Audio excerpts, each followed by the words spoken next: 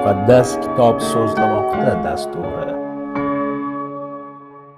Aleksey Alekseyevich, Rossiyadan Aleksey savol beradi. Masih otadan tug'ilganmi? E'tiqod ramzida Iso Masih haqida. U ota tomonidan barcha asrlardan avval tug'ilgan deb yozilgan. Bu yerda tug'ilgan so'zni so'zma-so'z tushunish kerakmi yoki yo'qmi? Biz bu kabi narsalar haqida gapirganda insonlarga ochilgan eng buyuk haqiqatlardan biri bu Xudo va uchbirlikning ilohiy tabiati haqidagi haqiqatiga duch kelamiz. Xudo bu juda o'ziga xos zot. U o'zining mohiyatida bizdan nihoyatda yuksak, cheksiz ulug'dir. Biz u haqida o'ylaganimizda har doim bizga tanish bo'lgan toifalar orqali o'ylaymiz. Biz o'zimizga noma'lum bo'lgan toifalarda fikr yurita olmaymiz.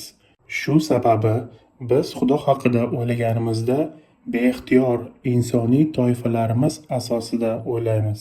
Shuning uchun har safar bu mavzuga yaqinlashganimizda shuni yodda tutishimiz kerak. Bizning tushunishimiz tafsilotlar jihatdan har doim yetarlicha aniq bo'lmaydi.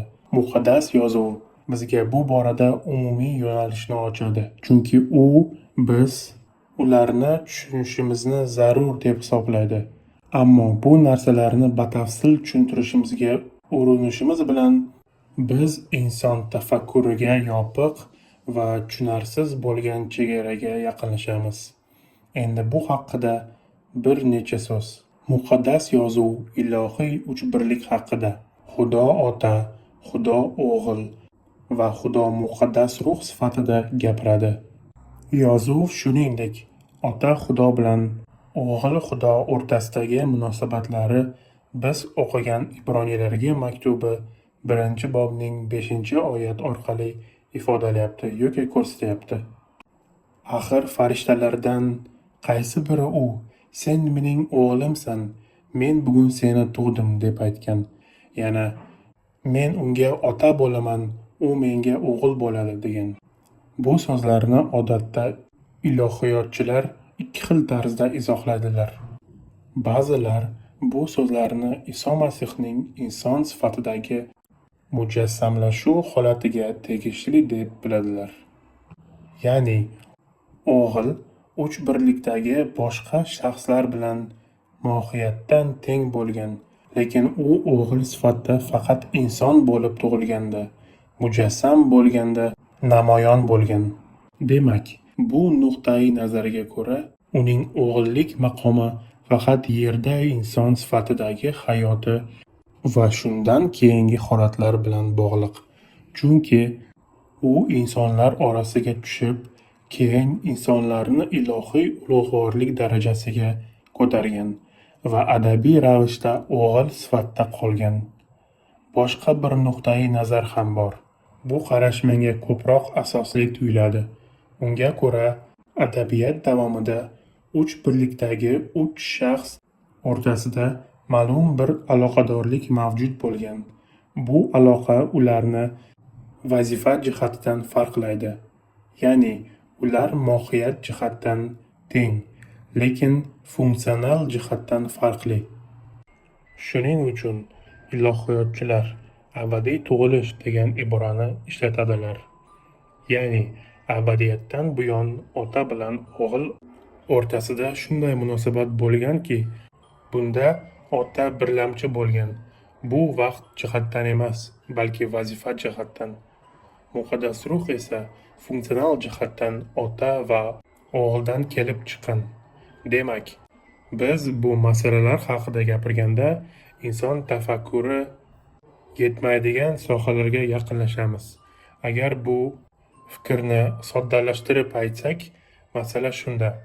Abadiyatda hali o'g'il inson sifatida mujassam bo'lish qarori qabul qilinmasdan avval uch birlikdagi shaxslar mohiyatdan teng, lekin funksional jihatdan farqli edilar. Shuning uchun muqaddas yozuv ruhiy asosda shunday xulosa qilish mumkin. Ular funksional jihatdan farqli bo'lganlar. Shu sababli biz Ha, o'g'il doimo ota bilan shunday munosabatda bo'lgan deb aytamiz. Nima uchun? Chunki Xudo dunyoni shunchalik sevdiki, o'zining yagona o'g'lini berdi. Yuhanna 3:16. Bu jarayonni boshlovchi ota. Albatta, bu qaror uchbirlikning umumiy qaroridir, lekin tashabbus ota tomonidan keladi. Shunday dalillar bizga shuni ko'rsatadiki, bu munosabatlar abadiyatning o'zidayoq mavjud bo'lgan. Hatto o'g'il inson bo'lishiga qaror qilganidan avval ham. Juda qiziqarli savol. Rahmat, Aleksey Alekseyevich. Aytgancha, men yana bir nechta narsani qo'shimcha qilaman. Gap shundaki, biz Xudoning tabiati va uning ilohiy uch birlik mohiyatini aniqlab yeta boshlasak, bu bizga Xudo odamlarni turlicha yaratganining amaliyotdagi ma'nosini ko'rsatadi. Har bir inson o'zida Xudo suratini va unga o'xshashligini aks ettiradi. Biroq ularning har biri turli vazifalar va maqsadlar bilan yaratilgan. Biz bu nuqtai nazardan umumiy tenglikka erisha olmaymiz. Ammo ular Xudoning ko'z o'ngida bir xil qadriyatga ega. Do'stlar, biz bilan qolinglar. Oldinda yana ko'p qiziqarli mavzular bor. Buguncha shu. Xudo sizlarni asrasin.